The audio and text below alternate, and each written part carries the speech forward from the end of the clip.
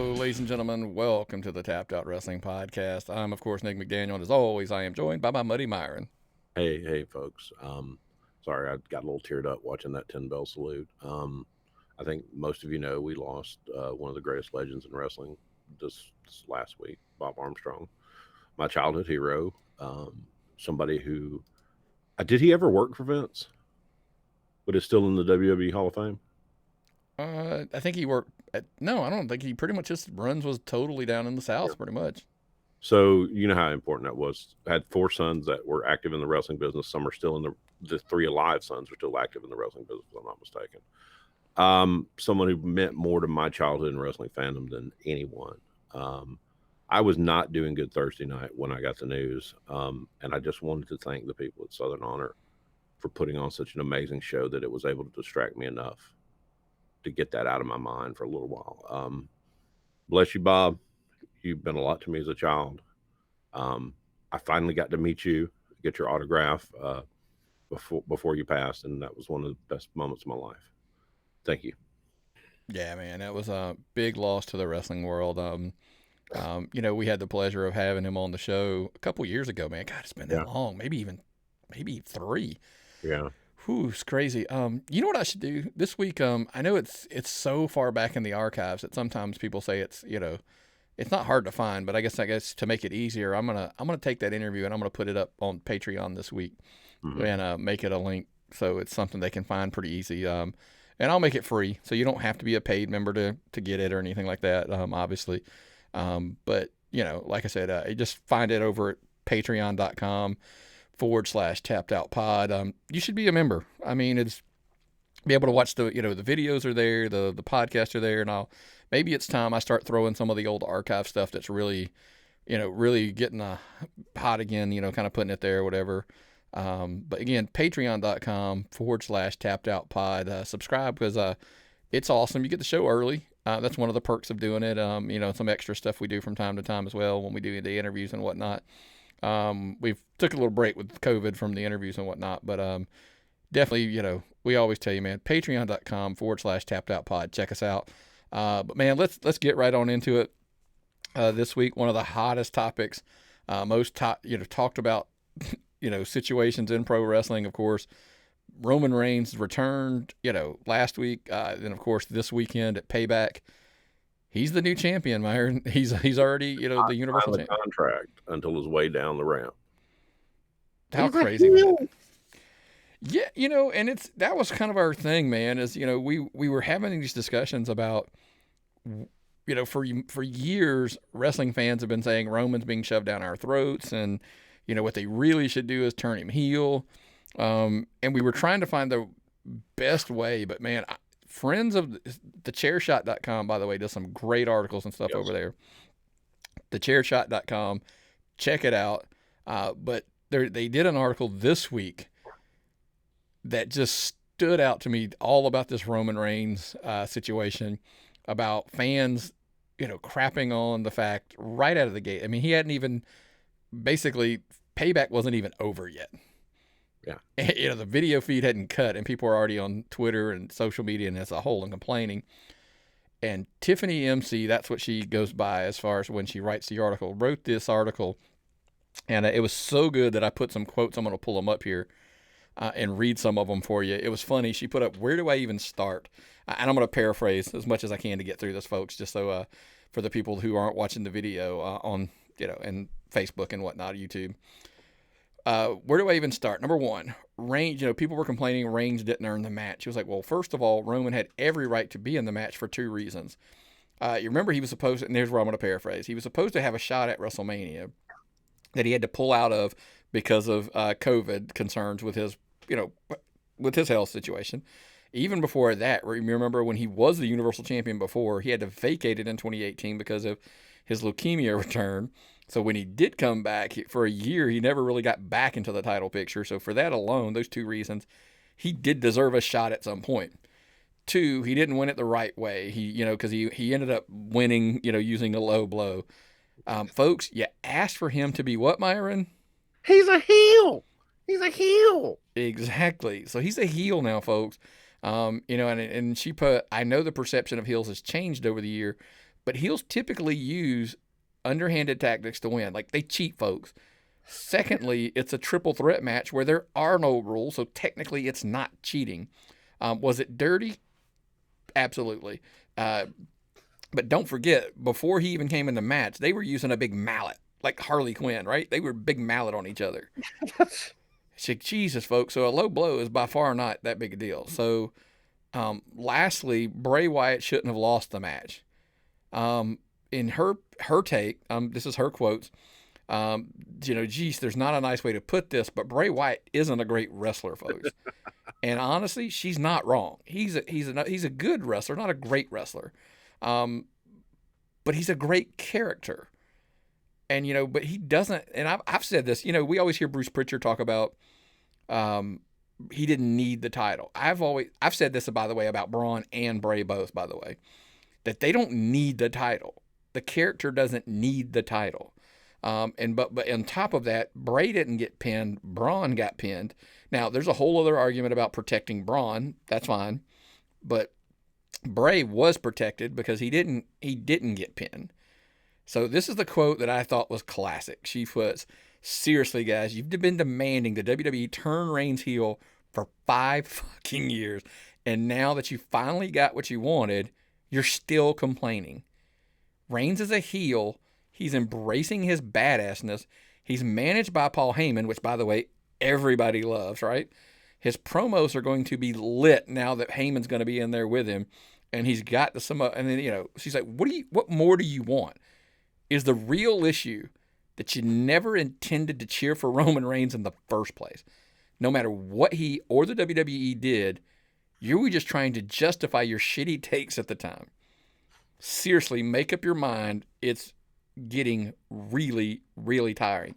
Again, that's just clips of the article from Tiffany MC over the chair shot. Dude, she ain't wrong. I tried the links to her social media so I could tell her how much I enjoyed this, but it didn't work. So if anyone can send me a link to her Facebook or Twitter, please. This person has to be not just like on a post. I have to comment on her page to tell her how much I enjoyed that and how correct it was. Chris Jericho said that Roman Reigns is a phenomenal promo. If they ever let him loose, they're going to let him loose as a heel. It's going to be great. He's a monster. You're going into the fall with a heel champion that a babyface is chasing. That's when you start selling your merch. That's when things start looking good. You're getting what you want because from everything, all accounts, all the, the rumors and speculation, Reigns is going to be your top heel on SmackDown, and Bray Wyatt's going to be the top babyface. They're going to make Bray a babyface because that's what people wanted to. I'm glad I'm not these people's parents, because you can imagine what internet wrestling fans are like on Christmas morning when they wake up and you've given them a bunch of great toys and they're like, meh, I didn't like this. I was wanting. No. Give people exactly what they want and they complain about it. Okay. You wanted to hate Roman Reigns. Now you have carte blanche to hate Roman Reigns because he's a heel and you hate bad guys and they cheat. Because that's what bad guys do. And now you're supposed to hate him. When you're supposed to hate him, you've hated him all along. Now it's okay. Now it's endorsed to hate him. I didn't like the way he's presented. He was cheating. He was Jesus. Yeah. Christ. I know we're talking about Roman, but part 2 to this argument would be Keith Lee should be a main roster guy. He should be put in a top spot in WWE. They move him from NXT. They put him straight out of the gate into they put him in a match, a feud, whatever you want to call it, with Randy Orton, which is, by the way, the top person in the company at this point, in my opinion. Yeah. And that's just my opinion. It's not right or wrong. And what did we do? They changed his outfit. They changed his music. It's not even Keith Lee. It's like, dude, it's Keith Lee, by the way. He still wrestled the same. And so the Keith Lee that beat Roman Reigns was not real Keith Lee. It was like WE Keith Lee. It's not NXT Keith Lee. Right. The guy that beat Randy Orton, who was put over by the Legend Killer, which in order for someone this is what they're going to ask. And anytime you look at wrestlers to grade them, who did they beat? Okay. And you can beat your Buddy Murphys and you can beat your Apollo Cruzes all day long, and it doesn't mean shit. But when you beat a Randy Orton, that elevates you. It's called booking. It's a strategy. They plan on putting somebody into the company in a place, and by doing that, they set up a series of wins and losses to put them into a higher place so they can get them to a run later, or bring them back down and cool them off so that you're aware of them so they can come back and push them very much harder later. And that's what goes back to the Roman thing. We just keep saying, guys, let it play out. We're a week into it. Let's let it, at least let the pot simmer before you're ready to take a bite and tell me that it sucks. Oh, AEW wrestling figures in my stocking for Christmas, and you got me a something from IWA Japan, and I'm not satisfied with that. Like, God Almighty. Yeah, it's tough, man. I mean, but it's just Continental champion at the time. But Roman Reigns, man, we've said it for years. The dude's a stud. He's a better wrestler than anybody gives him credit for. And people can crap all this, and we know people are going to crap on this. I get it, because that's just the nature. But Roman Reigns is a stud. He's a born top guy, in the company. He has the lineage, and Heyman's been a fan and has been hyping him forever. And what did you say, Myron, by the way? So you have a heel with a heel manager. And then your big bad heel goes away. Contract. Oh, this. He's going to join AEW. And he's going to go away. The big bad heel goes away. And in the meantime, your new heel develops with his manager, much like Paul Bearer and Kane. Yeah. So the Undertaker comes back. So let's discuss it, man. We showed the picture there. Brock Lesnar gone this week. Two things, several things, but number one, let's start with this. People will find that, now, I get it. You're going to miss Brock Lesnar. Now, he has to go away for you to miss him. But I like the fact that I think some people are going to learn to miss him. I mean, I think Brock Lesnar it's hard to say that he's underrated by fans or underappreciated by fans across the board. But we'll talk about that in maybe another day. That's a whole other conversation about, is he underappreciated, underrated, even for how much he's done for the WWE, for that matter. But let's talk about the rumors of where could he go? What could he do? What's the future? Let's start with number one. Okay. So, and I know you're not a big MMA guy, UFC guy. And so let's talk about MMA as a whole. There's a reason why I'm saying not just UFC. When it comes to UFC, there's only a few fights, by the way, that pay-wise make sense. And I'm just going to address the two big ones. There's others, but there's two big ones. Obviously, John Jones and Daniel Cormier are kind of the two big ones. Everybody says, oh, well, they could go. Listen, with all due respect to Brock, and I could be totally incorrect by this, I think both of those fighters absolutely, take Brock Lesnar to school. Now, I don't know why I think that. That's just my opinion. Even after Daniel Cormier's last fight, I still think the two of them could absolutely school him. Oh. So hard fight. So he's probably a one and done. Then there's Bellator, which everybody's about to really roll their eyes up at me and go, what? Bellator has fights he can win, in my opinion. The problem is, I don't know that Bellator is going to drop $4 to $5 million, whatever it's going to cost to get him to fight, because they're free TV. That's a one fight deal. No, see, that's the difference.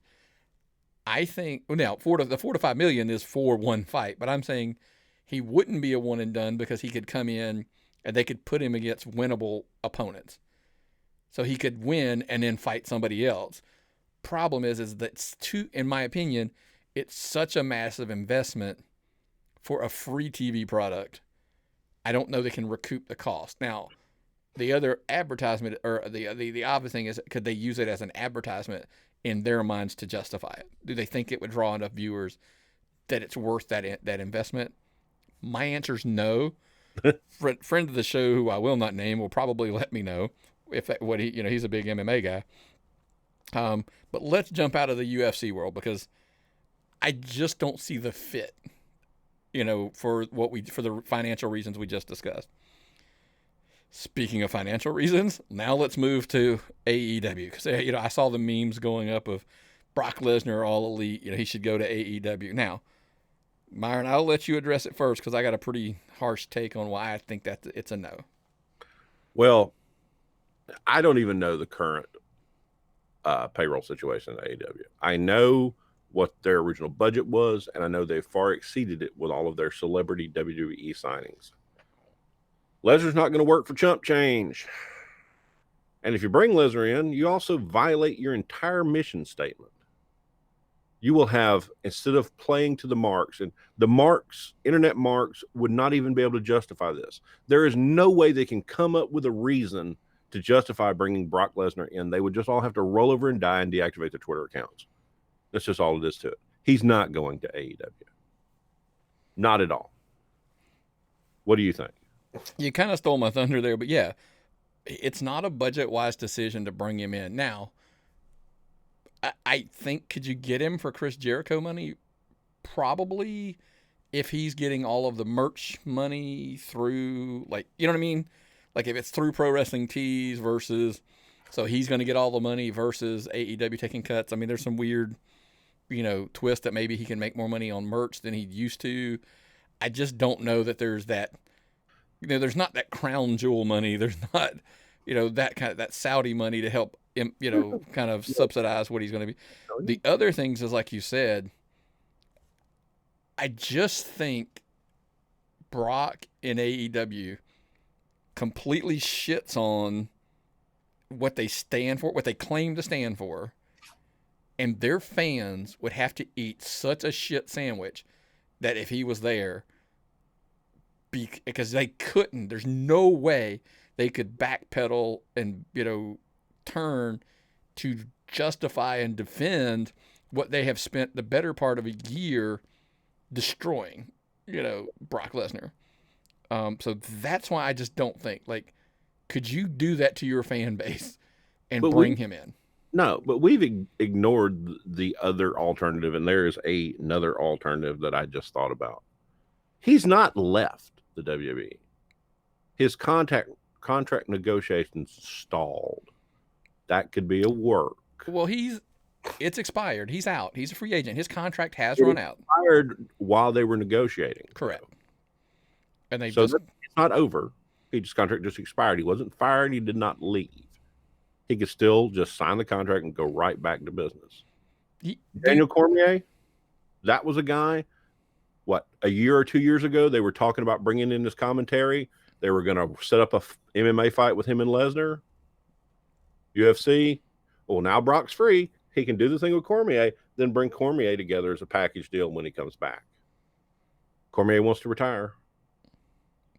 Yeah, DC has retired from MMA. That's now, again, there's always is it real? Is it a MMA retirements are almost as, I don't know, they're almost as solid as pro wrestling retirements. If enough money, they'll come back. But my question, like you said, I think at some point, WWE is probably the most likely place for him if he wants to work anymore. Like if he break. Dude, look, they were already talking about not putting him back on TV until the crowds were back. So WWE can sit there when they can say this, they stalled. They just may not want to pay him right now to sit at home. He can go shoot animals and grab Sable's big old boobies. It's hunting season, folks. It's almost hunting season. It's cold all year round in Canada. You could probably hunt all the time. Well, so this is what he does. Yeah, but I know here in Georgia, hunting season's coming up. So, I mean, hunting season's probably about to start up everywhere for that matter. And I don't know whether he can kill, on this big ranch that he's got. He could probably kill them all year. I don't know. I don't know what the hunt laws are in Canada. But he maybe, like you said, he just wants to go home, grow out that beard like he did before, and just be, I'll come back when the crowds are back. So when he comes back secretly, we don't know he's coming. Maybe it's Mania. He runs down the ramp after Roman had his match or whatever. Bad Roman. And Brock Lesnar comes running down the ramp and F5s him or splits his head open. and everybody shits their pants because that's wrestling. We get a feud of a babyface Brock Lesnar returning because everybody cheers when you come back from Yeah, it long, doesn't matter who you are. If you're gone, yeah. they're going to cheer. And a heel Roman who's had months to build as the heel with Heyman, and what the situation, and because then there's instant drama because what does that do for Paul Heyman? What situation does that put him in? Mm-hmm. Just And a then thought, folks. Manager, winner gets the manager, or all these other different kind of matches. Yet you constantly have to worry in the middle of the match, where does Heyman's loyalties lie? Yes. Whose ankle is he gonna grab when he goes near the ropes? It's in promos. Roman, can you really trust Paul? Just stuff like that. I mean, there's so much money there to be made. I've watched wrestling before. Or you want to hear one that nobody's contemplated? What if Paul just brings back Brock and he has two big, badass individuals and says, "We will rule the WWE." And put one on one show, yeah, and put one on the other show. One's your WWE champion and then one's your Universal champion, and Paul Heyman has the two top badasses on both shows, and they don't have to face each other. We've watched a lot of wrestling. We're not bookers, but we've seen it happen before. Hold on, and I'll book it just a step further, Myron. Brock's back around that time. He wins the title earlier in the year. They don't have to face each other, but guess what? Eventually they will. If they're champions at Survivor Series, the two champions have to face each other. And then you get the drama of we're friends. No, they're not friends. But that's when you go, Paul, whose corner are you going to be in? The uneasy alliance. Oh, could we call it the dangerous alliance? There you go. Anyway, so we're not going to be, what do you think? I mean, we always, at Tapped Out Pod, on social media, tappedoutpod@gmail.com. Of course, by the way, folks, as you're probably sitting here wondering, wait a minute, I'm watching this on Facebook. I thought the show was going away on Facebook. Well, folks, we got so much feedback on the Facebook about taking it away that people said, Nick, that's how we watch it, emails. And that's okay. So, folks, we were like, fine, we won't take the Facebook video away. You come for the restaurant recommendations. You come for the great takes on wrestling, and you watch it on Facebook. And we cannot deny our fans any longer. I will deal with the ramifications of working with Facebook at times when the advertising comes back and they start giving me grief. I'll deal with that. That's my problem, not yours.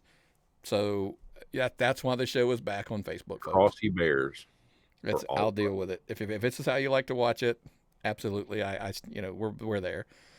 But let's keep it moving, Myron, and let's talk about, the NXT AEW war, the ratings war, and all this, all that stuff that follows. What did they say about Korea? It was not a war; it was a police action. Something to that effect. I think this is the Wednesday night police action. I think we've discovered that both parties would be better served on different nights. Their ratings have done very well after being moved or not running against competition. So, yeah, I wanted to throw these out there, and I get it, folks, because there's going to be some skews here. So NXT, the last 2 weeks has done and we, by the way, again, we don't have the episode that just aired this week. It's not there yet. So the episode that aired on the 19th was like 853,000. The 26th was 824,000.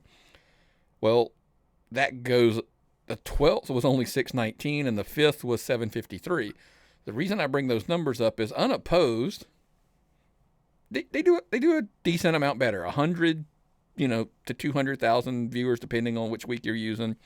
AEW, however, I take this as a win, folks, so don't take this as a negative. I said this last week.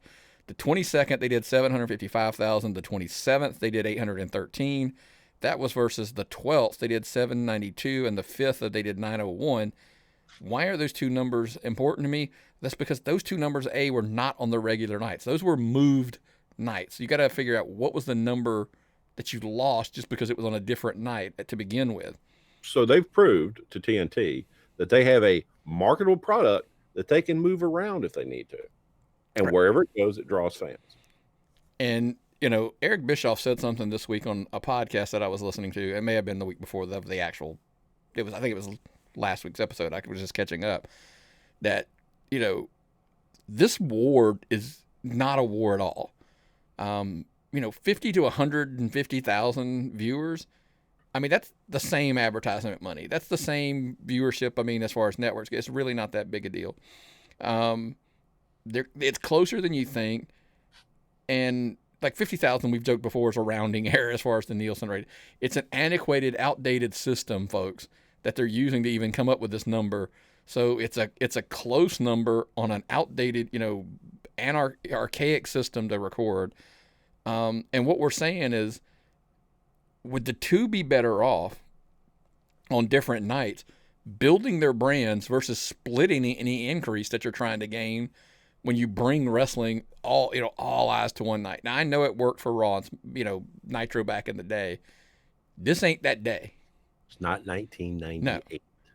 And I know one of the friends of the show was having a conversation with me about this, and it was like, well, that means one of them has to admit failure, that they lost. I disagree, because there's a rumor floating around, by the way, that USA is considering bringing back we're not going to say the show, a fan favorite show that was a draw, by the way, and wants it on Wednesday nights. If that show comes back, that would be a USA decision to move NXT to Tuesday, not a WWE decision to move it to Tuesday. And I think it's a win-win for everybody, because let me ask you, Myron, and let me ask the fans, at tapped-out-pod at gmail.com, or in the Facebook comments below, is it better for wrestling as a whole if they were not on the same night? Well, they could call a ceasefire, draw the border at the 3/16th parallel, and just going about their business, and everybody makes money. The network makes the decision. So you're not withdrawing, you're not retreating from a war, you're not surrendering.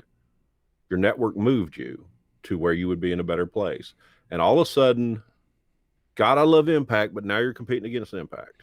It's funny. We didn't have this conversation on there, but on my notes is that I love Impact, but the channel they're on is difficult to find for most people. It's not the most distributed channel on the planet. I find it once, put it in the DVR. I never look for it again. I don't try to watch it live. I don't watch anything live anymore. I'm not a millennial, but I view television like a millennial for an old man. I don't watch nothing live. I don't sit there and sit through commercials. I DVR the things I want to watch. I've got a DVR the size of the damn NASA space station. What did we say? You could record almost a year's worth of wrestling, and we're talking about all of the wrestling. 45 weeks of all. 500 hours. Hold on my DVR. Now, when the girlfriend finds out how to get into the new DVR and adds some of her shows, I will have a limited access, but I can still at least get half a year onto that DVR if I delete her shows. Yeah. Without knowing. Impact has other avenues, by the way. They all do. That's the crazy thing. They all have other avenues that you can watch them on. But I think the Tuesday night move's not a bad. Now, I've always said I thought one of them should move to Thursday, but it seems to be Tuesday's the other. Because, at one point, Tuesday Night Dynamite was floated out there that they were going to register that as a trademark. But anyway, I just think as a whole, my personal opinion, I feel that one of the two shows moving to a different night would be better for wrestling as a whole, because they could grow their audiences versus constantly, and they wouldn't have to get into this. It's not a war, folks. It's really not. The numbers they're drawing, by the way, don't justify a war. That's just my opinion. I can't argue with you, Nick. It's been a good time for wrestling fans. It's been a good time for people to talk about, and God knows how much copy we've dropped and how much copy all the other websites and writers have dropped about the war. But no one's won. It's been vaguely an advantage at times for one or the other. It's no harm, no foul. Yeah. Let us watch more wrestling. I mean, it opens up avenues for both of them potentially to go over $1 million a week, 1 million viewers a week, instead of being right at that 7 to 8 range. Yeah. Okay. I think if people got accustomed to it, I think it would be a lot easier for them to get over the million. If they were set in a night, unopposed, I think it's a better thing. But that's just me. Hey, but what do we know? But let's keep it moving, man. I wanted to touch on something that was kind of just different this week. And that is the documentary "You Cannot Kill David Arquette" came out this week, or this past week, whatever. I had a chance this weekend to sit down and actually rented it. Wished I would have bought it now in hindsight. That's the only thing I love about Apple, the iTunes movies, is you rent it and you're like, damn, I should have just bought it. Yeah, and see, I haven't seen this yet. No. I've been wanting to. I've not seen this yet. And we had a little bit of a conversation about it prior to doing this. And I'd already made up my mind to watch it. Now it's an imperative for me to be able to see this. You were telling me it is very detailed about David Arquette's life and his struggles. And because everybody, we were at Southern Honor the night. And by the way, let's go ahead. And so I posted on my Facebook page. I had the chance to meet. Thank you, friend of the show, Gary Lamb. Gave me, introduced me to David Arquette at the show that he was at. They were recording some footage for this documentary. That footage where he did the run in to help Austin Theory didn't make the cut. So obviously that happens a lot in movies and documentaries and stuff. He was humble. He was as nice as can be. Even then in the conversation, you could tell he really loves wrestling. This documentary goes on to show you that I tell people all the time. I know he really got crapped on for, was it 2002, give or take? He was given 2000. It was whatever. I can't remember the year. He was given the WCW title, and fans just shit all over the idea. It was a Vince Russo idea, but I love in this documentary Diamond Dallas Page in a shoot interview that he did a while back. This footage was aired in the documentary, and he's so right. Think about it, by the way. David Arquette has been a wrestling fan since he was a kid. It was something he says he watched with his father. And he's involved in a storyline with WCW promoting Ready to Rumble, and they tell him they're going to put the title on him. Diamond Dallas Page says, yeah, because I get it, you guys. If you were a fan and you were in the locker room and they tell you they're going to put the title on you and so forth, you wouldn't do it. You'd tell them, oh, no. And by the way, for the record, he did tell them no. Like, they talked him into doing the storyline. And what you don't know, and I did not know this, by the way. I knew some, sketchy details, but not of this.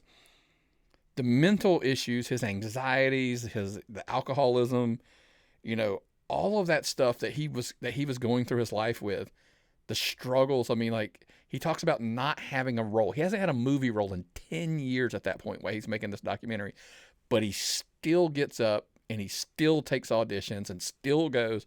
He goes, can you imagine handling 10 years of rejection, but you still get up to go to work every day? Mm-hmm. And you still get shit on by wrestling fans 20 years later. Yeah.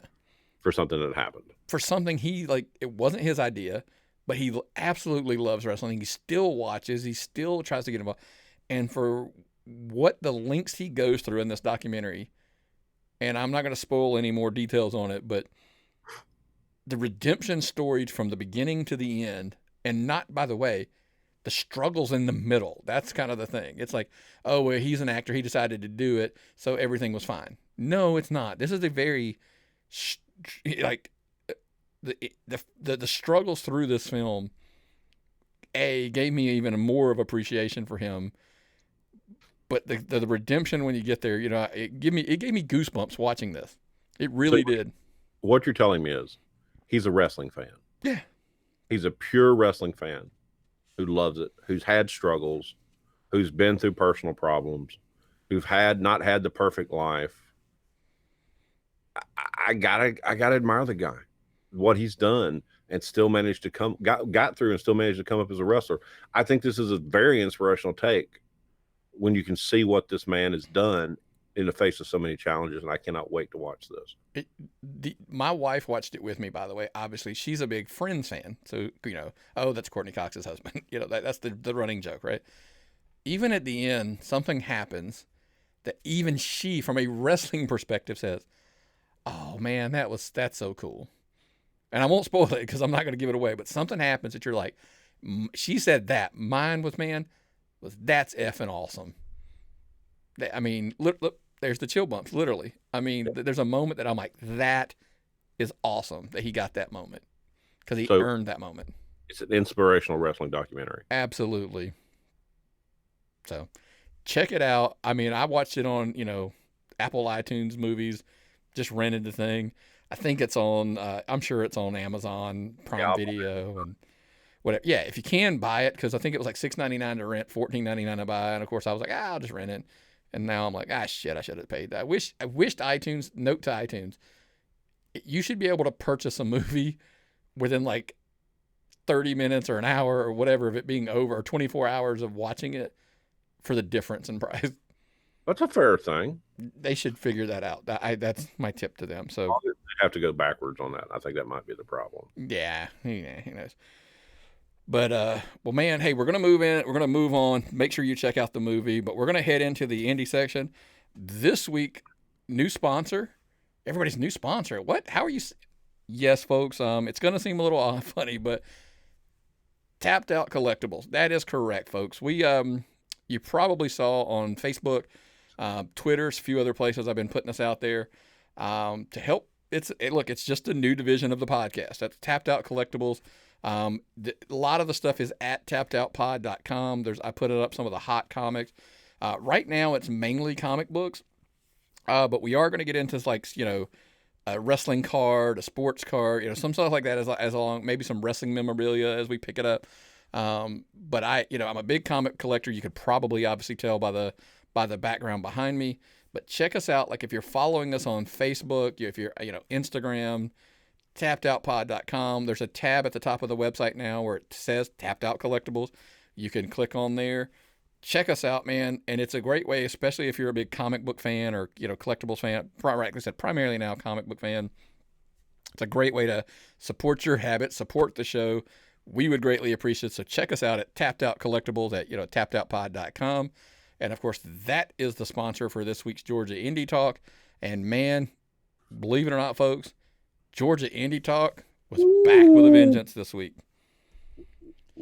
So, where do you want to start, Myron? Wow. Let's just go ahead and cover what's going to happen this next week. I'll do it exactly the way Rob Rod does. If you never watch a Rob Rod report, this is probably the best one ever. This last one he did. Look it up. Covers there's two wrestling events happening on Friday. It's Labor Day weekend, so nobody's going to run on Saturday. You've got the big show at Pro South. Going to be cool. You find that on YouTube. And Action is running a doubleheader. I believe they might all be sold out, though. Yes. So interesting matches, good places to go see wrestling if you can get in. But the elephant in the room, the biggest thing happening in Georgia wrestling this week is the return of the leader, the return of the first major indoor show, Southern Honor. And my God, that was a phenomenal show. They came out with a vengeance, man. So many times. First of all, we all know battle royals, rumbles, whatever, can be total clusters. Yes, for the most part, they are. It's funny. I literally, leaving the show, made sure a point to get the message to Dylan. Phenomenal job. Booking that was just awesome from beginning to end. The matches that were on the card were good. They were really, really good. Corey Hollis, I mean, dude, essentially carrying. He was involved in 3, of the matches. The Rumble Jack, which will, of course, then he was involved in. He had to wrestle in the tag title match, and then he had to wrestle defending his title as well. I mean, just crazy, crazy good. Things I really, really want to specifically point out. Todd Sexton, the Matt Hankins, like segments, entrances into the Rumble Jack. With Gary, too. Gary was involved. Dylan was involved. We're not going to get into it. You need to find it.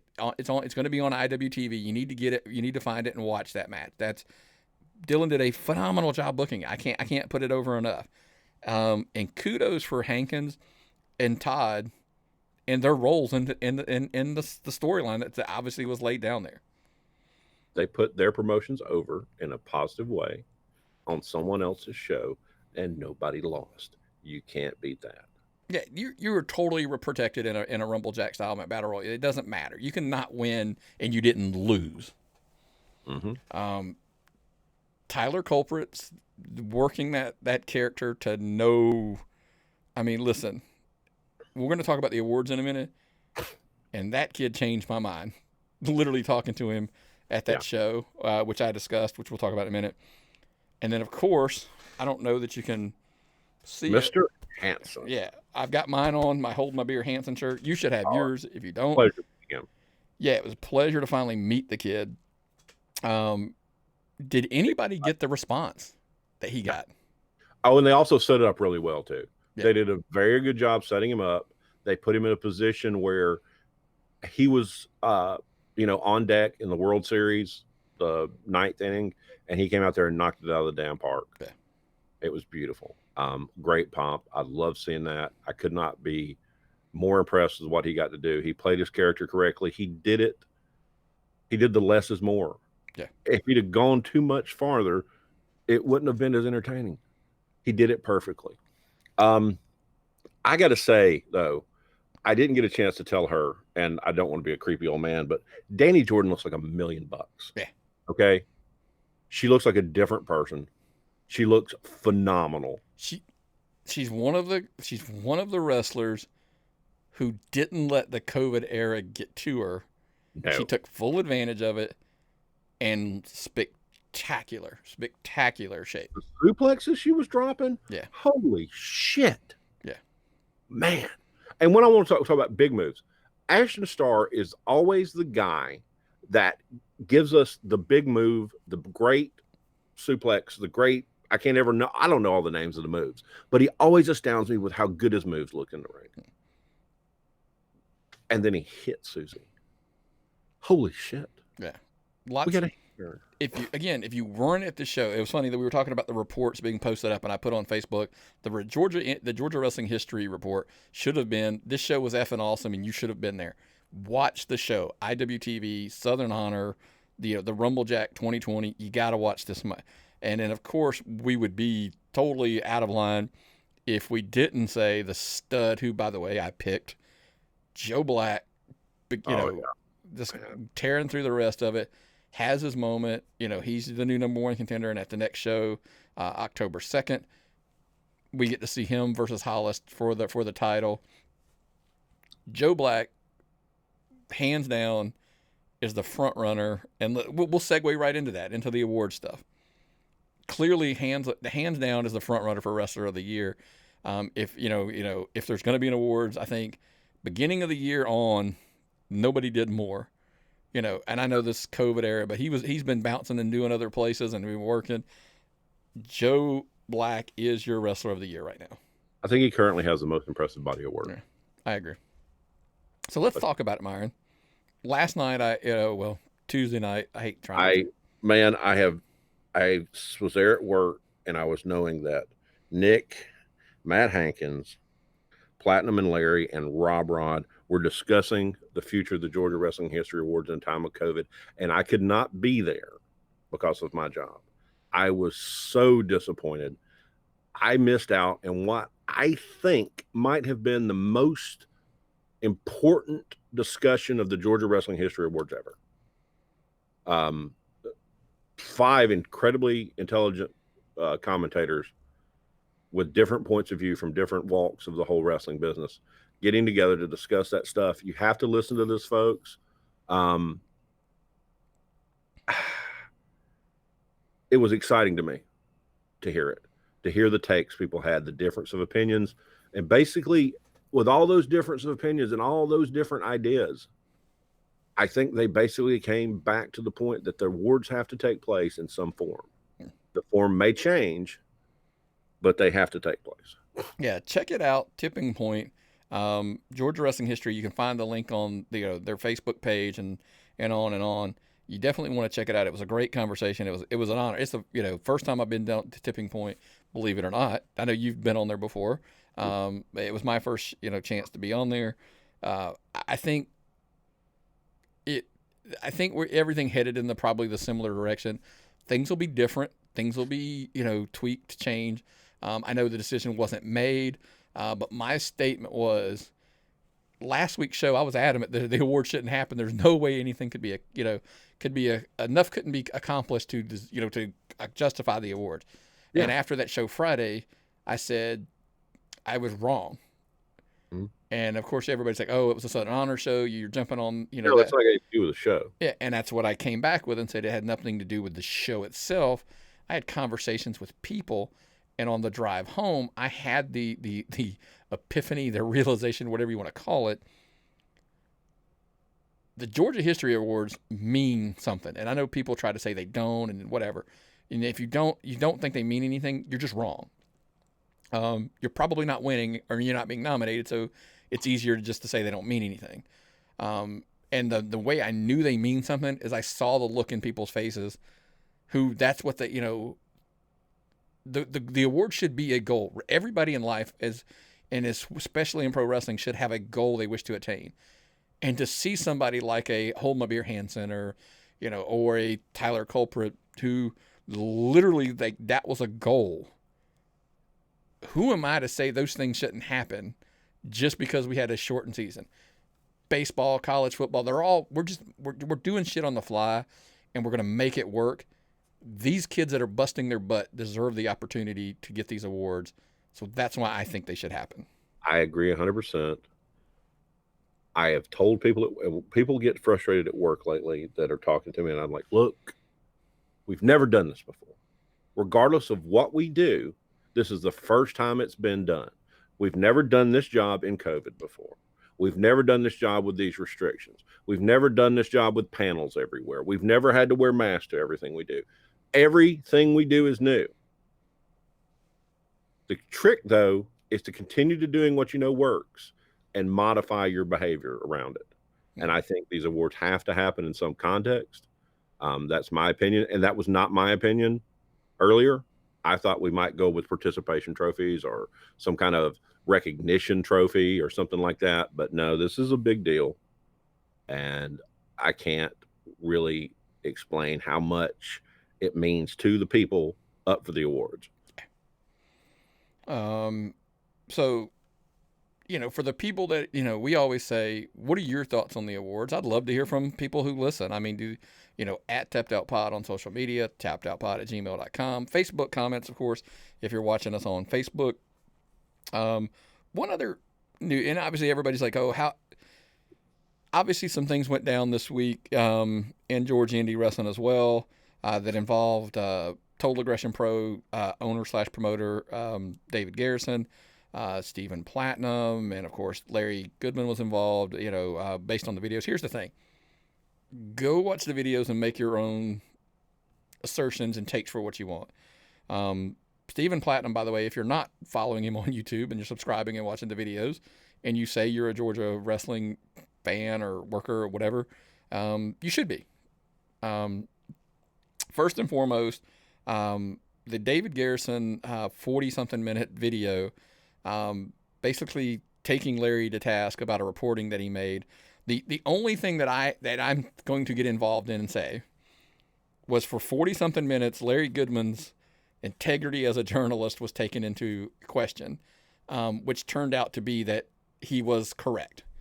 I feel personally, and I know it probably doesn't mean anything to the person or people involved in this. My take is Larry Goodman's owed an apology that I don't feel that he got, because his integrity was called into question, but once it was proven to be accurate, he was not apologized to. Now, as far as Stephen Platinum goes, Stephen Platinum doesn't consider himself a journalist. He does commentary, full disclosure news and notes, or full news and commentary. He will tell you himself he's not a journalist. Larry Goodman, for Georgia wrestling history, is a journalist. He literally, the purpose of Georgia wrestling history is just to record. It's not to sell tickets, folks. He never seeks attention. He doesn't. He never tries to draw anything to himself. When they pinned that Legend Award on him last year, he was elusive trying to get him to even acknowledge the fact he was in the running for it. He is someone, and I will tell you, you don't pull on Superman's cape, you don't get in a war of words with Stephen Platinum, and you never talk shit about Larry Goodman Right. and Georgia wrestling. So that's my only knock. I'm not getting into the rest. That's all for you to determine on your own. But I feel like personally Larry Goodman's owed the apology. That's just my take. And I'm not attacking anybody. I just feel like that's fair. That's So, probably the best way to come out of this. yeah. So anyway, so let's move on. Again, folks, check out this weekend Pro South Rockin' and Rollin' doing their thing. Check them out. You can watch them on YouTube. So check them out. Action's running. That's on Friday as well. AC Mac, Shug D, Manders are all going to be there. They're doing more of a mature thing. Matt Sells is going to be a host of like a Tonight Show segment in the ring. Should be fun. Should be entertaining. Hopefully good luck to them, and kudos for them. Do your thing, right? So we're gonna keep doing our thing, and what we ask in support, man, is please subscribe somewhere, anywhere, everywhere. Whether it be Apple Podcasts, Spotify, iHeartMedia, Podbean, Google Podcast. You see it, guys. We're pretty much, if it's a podcast platform, we're there. So definitely subscribe and give us a 5-star rating review. Of course, YouTube, we're there. If you like to watch the video and you can't get it on Facebook, check it out there as well. Also, other ways to support the show, of course, is where, Myron? Pro Wrestling Tees. Get your Tapped Out Wrestling podcast. All our t-shirts. You can buy t-shirts from all your favorite indie wrestlers. I've seen more and more people getting on there right now. In the time of COVID, go out there and support these guys. Buy our shirts. These are so comfortable. They're great material. I do a better job recommending shirts than I do restaurants. Trust me on this, folks. Buy the shirt. Enjoy it. Wear it with pride. ProWrestlingTees.com. Put Tapped Out Wrestling in your search bar. Absolutely, man. And I think this Labor Day weekend, they're going to be doing a 20% off sale, which they typically do over the weekend. So check them out, ProWrestlingTees.com, and then type us in. And, of course, buy some other stuff while you're there, man. We'll get that Toot and Tug Boogie shirt. Toot and Tug Boogie? Yeah. Yeah, dude. Go. I mean, get the Toot and Tug Boogie shirt from Matt Hankins. Absolutely. I totally agree. But that's all I've got for this week, Myron. You got anything else for us before we go?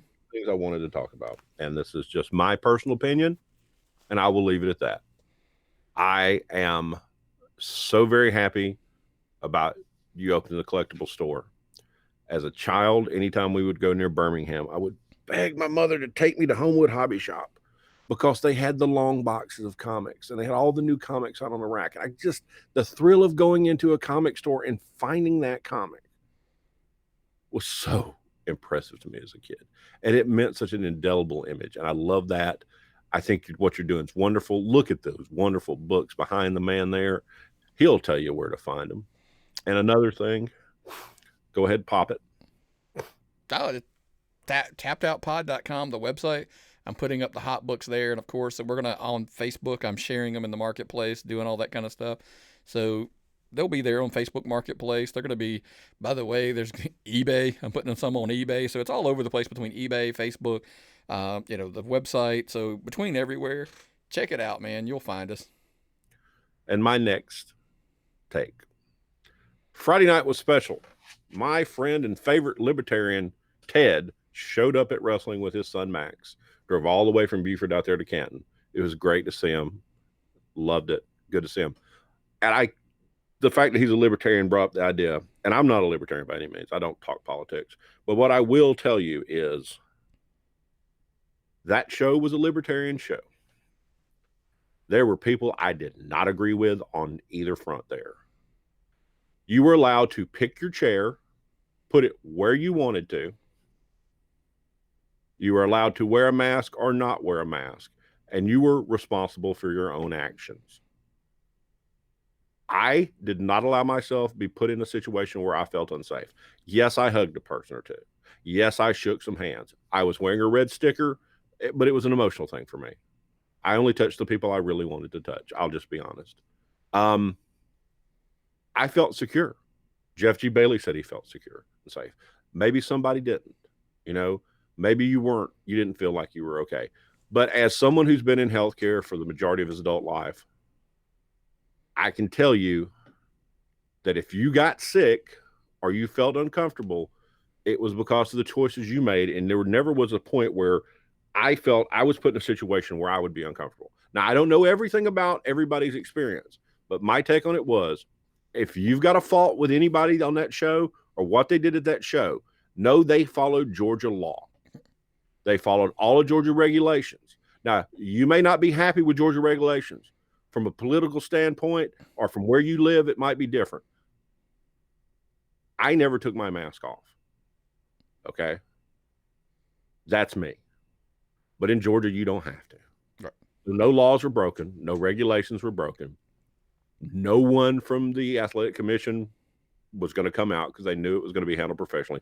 The ring was cleaned between every single match. If you can find a flaw, please let me know, and I will discuss it with you.